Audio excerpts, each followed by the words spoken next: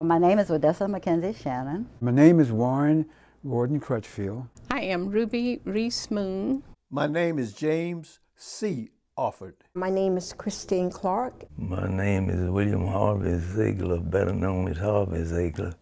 Each of these individuals was born during segregated times, and each had a hand in improving race relations here in Montgomery County, Maryland. Today, these witnesses to history help explore the 2015 theme for Black History Month, a century of Black life, history, and culture in Montgomery County, Maryland. 100 years ago, African Americans in Montgomery County lived completely separate from whites. When the state abolished slavery in 1864, families banded together, struggled and saved, and managed to build self-sustaining communities. Warren Crutchfield's great-great-grandmother was a slave to the Bell sisters of Rockville. Once freed, she and her husband were able to buy some land from her former owners. My grandmother, Flora Powell, Alfred Ross, the Johnsons and the Woods and all those people who worked for the Bell, the sisters, started purchasing land. And from then it grew. And from then it grew. They bought a little piece, then they bought more, and then they bought more, and they bought more. It's amazing to me that down through the years that we're still here, that from that originally slave family. Today, that land surrounds Martin's Lane. Crutchfield and many members of his extended family still live there. For decades, it was a place they could live, worship, educate their children, and most importantly, feel protected. I lived in a cocoon, so I didn't know about discrimination and segregation because it was really a self-contained community. While Odessa Shannon grew up in Anacostia, her experiences mimic those from Montgomery County. It was a Black community where people looked after each other. The school and the church were the center of everything. If you did something at the bottom of the hill, your mother knew it before you got to the top. Tina Clark calls Poolsville home, where her great-grandfather, a freed slave, had set down roots. You didn't encounter racism until you went outside of Poolsville. I mean, we were aware that things were different, but what other frame of reference did you have? Now, once you got down to Rockville, then that was a whole different ballgame. That is when I met a little girl named Linda, and Linda taught me how to roller skate, because in Poolsville, we didn't roller skate. Where we were going to roller skate on the dirt. And so Linda taught me how to roller skate. And so sometimes I'd go down to Rockville and I'd stay for a while, or Papa would drop me off on the way to teach music and pick me up on the way back. And so one day I met Linda and she was crying. And I asked her, what's the matter? She says, I can't play with you anymore. And I said, why? Did I do something? Did I hurt your feeling? Did I offend you? She said, no, you're colored. James Offord grew up in Sandy Spring. Even though it was Quaker territory, he had to know his place. It was very disappointing that when a white person told you or said, you can't come in, or if you want to buy something, you can come to the door, come to the end of the counter, and order whatever you want. Then you had to go out and go round back, and then they would stick our food out of the window, out of a back window, from that inside. You see, so that was humiliating. You see, but we had no choice. Harvey Ziegler's grandfather fled slavery through the Underground Railroad.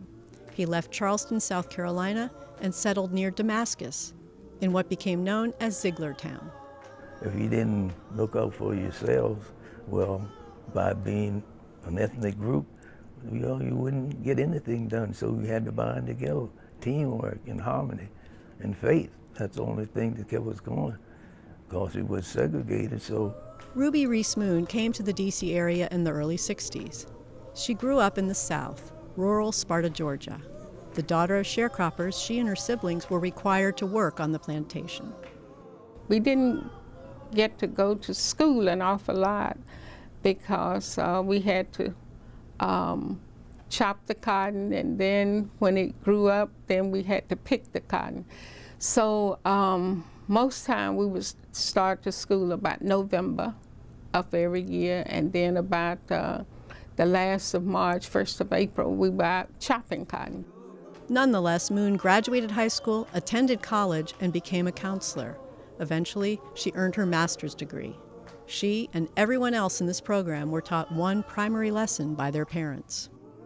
You going to school, you know. You may not be a teacher, you may not be an engineer, but you're going to get some sort of skills that will carry you on in life, because once you have that degree, nobody can take it away from you. So it's very important that you get the education. So during that time, education was the primary concern of the Afro community. But just getting a high school diploma presented obstacles. Well, there was only one black high school in Montgomery County, and that was in the Lincoln Park area of Rockville. And in order to get to high school, we had to be bused, and we had to pay. They gave us old, worn-out, broken-down buses that the whites had thrown away. And they said, here are buses for you, now you get your own drivers. And the thing about it was, we were all, Sandy Spring, were in walking distance of Sherwood. I had a cousin who the only thing separated him from Sherwood was a fence. He could have gotten to Sherwood in 2 minutes, and he had to pay to ride 10 miles to Rockville to Lincoln High School. In 1954, after the Supreme Court decision on Brown versus Board of Education, Montgomery County began taking steps to desegregate its public schools. It was a process that took 7 years. Tina Clark's grandfather was instrumental in making that transition. The only way to make things better was to organize, and many people took up the cause. There were marches for fair housing, campaigns for public accommodations, and segregated establishments were boycotted or picketed. In 1960, the amusement park at Glen Echo was targeted. For an entire year, blacks, alongside many of the park's white neighbors, demonstrated out front. Tina Clark was one of them.